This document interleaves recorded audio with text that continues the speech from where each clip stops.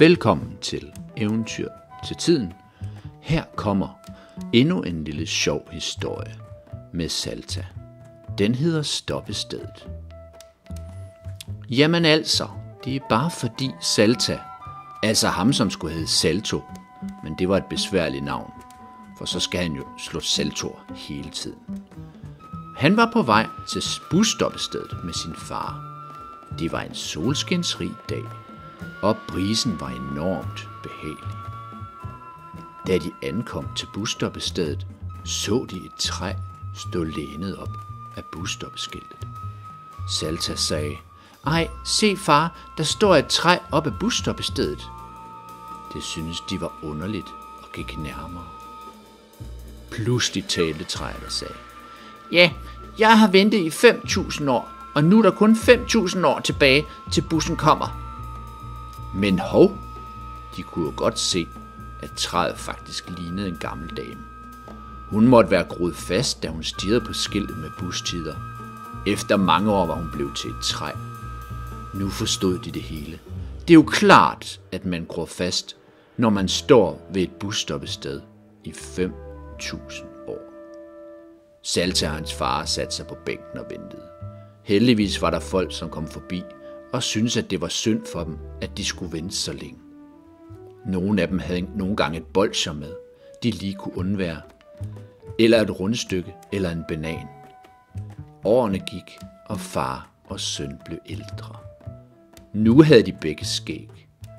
Skægget groede ned i fliserne. Efter nogle flere år løftede det nedgroede skæg fliserne op, og der groede træer ud af skægget nede i fliserne. Til sidst var busstoppestedet omringet af skægskov. Nu kunne ingen længere se, at det var et busstoppested. Og endelig efter 5.000 år ankom bussen. Men det betød, at Salta og hans far først var nødt til at klippe sig fri af skægget og hugge sig igennem skægskoven med økser. Da de havde hugget sig igennem, var bussen kørt. Nu måtte de vente 10.000 år mere. Alt var groet til, men heldigvis havde de denne gang lagt en plan. Nu var de meget gamle, men havde fået hjælp af en maskine til at hugge sig gennem skoven, og fået en dukke til at stå og se ud, som om den ventede på bussen, så de var sikre på, at den stoppede. Denne gang nåede de bussen, men nu var det jo en fremtidsbus.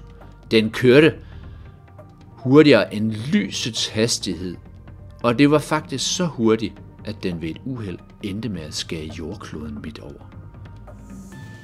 Den ene halvdel svævede ud i universet og forsvandt, og den anden halvdel med Salta og far svævede den anden vej. De blev stoppet af det galaktiske færdselspoliti, for man måtte altså ikke svæve rundt på halve planeter. De fik en bøde og måtte stå af den halve jord. Nu stod de så og ventede på den galaktiske bus. Men der kunne godt gå meget lang tid.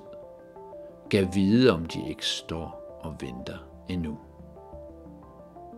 Det var den lille historie. Tak fordi, at du lyttede med.